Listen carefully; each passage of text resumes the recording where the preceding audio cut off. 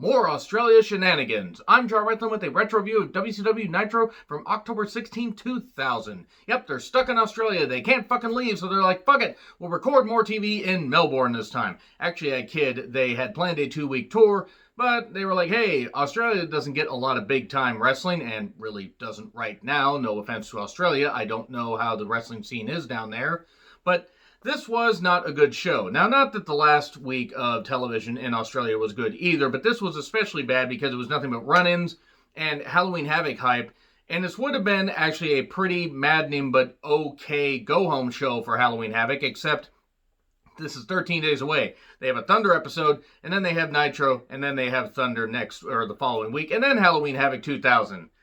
And they set up a match that I absolutely fucking hate that's, gonna happen on that pay-per-view, but fucking hell.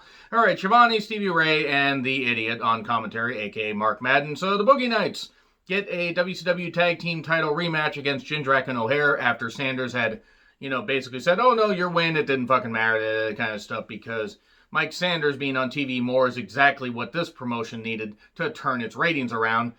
Mike Sanders was not the reason WCW went down. He just didn't help because nobody cared about him because he was just an average guy. He wasn't even above average. He was just an annoyance. And at times he was just there in the ring. So anyway, Sanders and the Thrillers are not allowed to interfere. But it didn't say anything about Chronic. So Chronic interferes. And then they attack the Boogie Knights. And then High Time and then Shanton Bomb for 3. None of the matches ended clean. Now, granted, that happened in WWE as well. They had a lot of unclean finishes, but WWE was on the ascent at that point.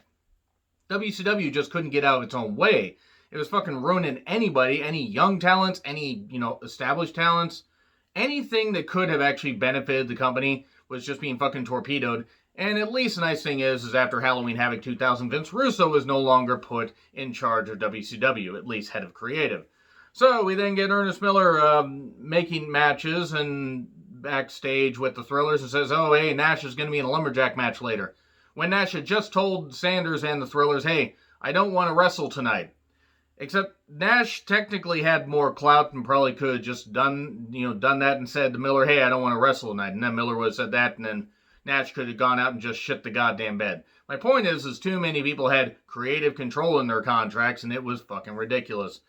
Then Team Canada got a chance of, I don't know if it was you're a wanker. There was a lot of editing on this show. What is the Australian insult? Or equivalent of that? Do they use the word wanker down there? I don't know too much about Australian culture. But then here's MIA waving the U.S. flag. So you have Team Canada waving the U.S. flag and MIA waving the American flag in Australia. Somebody didn't think this show through very well.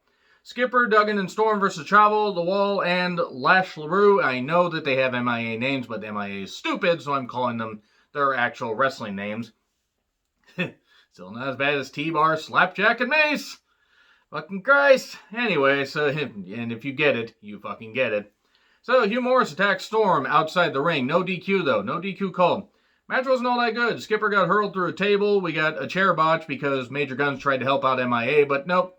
Because she's an ineffective woman, which is the way they booked her. I'm just saying, that's the way they booked her. Major Guns really wasn't much of a character on TV, but she had boobs, so that's why they put her there. And she shoves a chair, it gets hit into the face of Lash LaRue, and then the Maple Leaf taps out Lash LaRue. Okay, cool, whatever. And then Shane Douglas and Tori, he calls out Conan and the Animals for a handicap match, and then Conan says that Shane already has a head start on being handicapped. Those are jokes that have aged well. I mean, to be fair, Conan was the better mic worker than Shane at this point.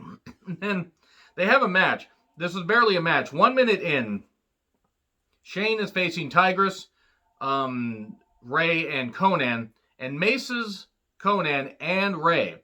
And then him and Tori hurl Tigress into the guardrail, and then they handcuff Conan to the ropes, and then tombstones Ray. That's what Shane does. This all happened within about 4 minutes. That's how much stuff they did in just a 4-minute match, or 4-minute segment. It was like a 1-minute match, and they called the DQ, and it's really fucking bad, and it only gets worse. We then get Awesome and Crowbar, the polyester princes of polyester, whatever the fuck it is, versus the Perfect Event. Palumbo and Stasiak. I'm struggling to remember this stuff because it's all conglomerating into a giant blob of bullshit booking. Thanks, Vince Russo. Thanks for ruining wrestling, you fucking ballless jackass. So, Nash joins commentary. Miscommunication with the perfect event, and Nash is all upset, and then Stasiak keeps hitting moves, but keeps showboating, and then a splash pins Stasiak. You know, an Mike Awesome splash. Pretty damn agile for a big man. Very unfortunate that he passed away as young as he did, and how he did. And then Nash yells at both of them, nope, you need to kiss and make up. Which, thankfully, they didn't do that. And then Shane calls out Booker, says he wants the WCW title. So after, I guess, using mace on a couple of Hispanic wrestlers equates to gain a title shot, at least in Vince Russo's world. And then we have David Flair saying he wants Buff in a DNA match at Halloween Havoc 2000. It was right here where I said, oh yeah, they're doing this bullshit, and I fucking hate it. Then Kwee-Wee with Paisley versus Johnny the Bull. They do a monkey flip, and Johnny the Bull seemingly shatters his ankle, or at least hurts it, so they go right to the finish. Kwee-Wee pins him. I'm not going to fault either guy. I don't think this match really would have gone all that long. Might have gone a few minutes.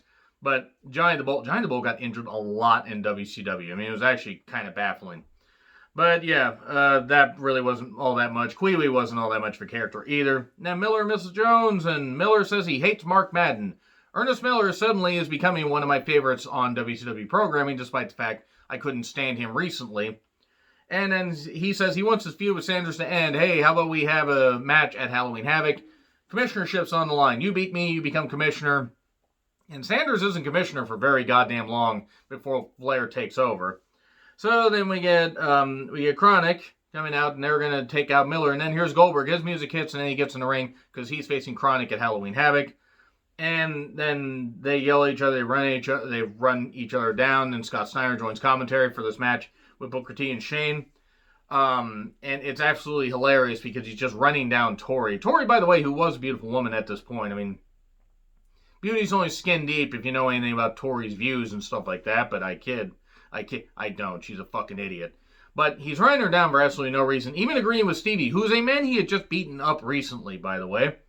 And this match was not good because Shane was the goddamn shits at this point in the ring. Kidman tries to stop Shane Douglas from using the chain. He knocks him off the off the ring apron into Medeja, and then Scott Steiner gets upset and just attacks Kidman. And then here's what happened. Conan runs out, then Jarrett runs out, and then Shane tries with the loaded punch again. Bookend, 1, 2, 3. And then we get Steiner versus Kidman and Jarrett versus Conan later. Here's Ric Flair to join commentary. Goldberg versus David Flair. David Flair ends the streak. No. David Flair lost in like a minute. And half of that was stalling. And then Kidman runs down Scott, basically saying Medeja is with you because, what the fuck else is she going to do? And then Scott runs down the fans and then beats one up. I don't know what the fuck he said because they added it out, but he did the Aussie, oi, oi, oi, and then did his own version. And then Scott Steiner beats Kidman pretty goddamn quickly. Now, Kidman got in a few shots, but there was no doubt he was going to lose. He lost with the Steiner recliner. Conan versus Jarrett. Tons of interference with Shane and Tori. Tigress, got hit with the guitar. Stroke to Conan for 3. Both those matches, I think, lasted a combined 5 minutes. Maybe 7 minutes with entrances. That's seriously the kind of shit we were seeing in WCW. And then Sting versus Nash. Lumberjack match. MIA, Kwee-Wee, Booker, Miller, Team Canada, Thrillers, Crowbar, Mike Awesome, others at ringside. This is not good. This is not good at all. Chronic basically shows up. We get, a bunch of bullshit. We get Jarrett showing up, as a Lumberjack again, after the Lumberjacks have brawled to the back. And then Jarrett is hiding, not even that well. Sting could clearly see him, and Nash is slumped in the corner, facing away. Sting goes for the Stinger Splash and the guitar to Sting's head, and then 1, 2, 3, Nash wins.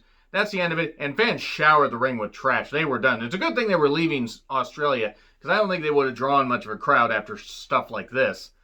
Yeah, this is a bad show, a really bad show. I mean, when you can't get much out of it except to say it was full of interference, full of bullshit and everything, that's really a Vince Russo special. Anyway, agree, disagree with what I said, like, share, subscribe, Twitter handle in the description. I'm John Ritlin. I'll see you soon.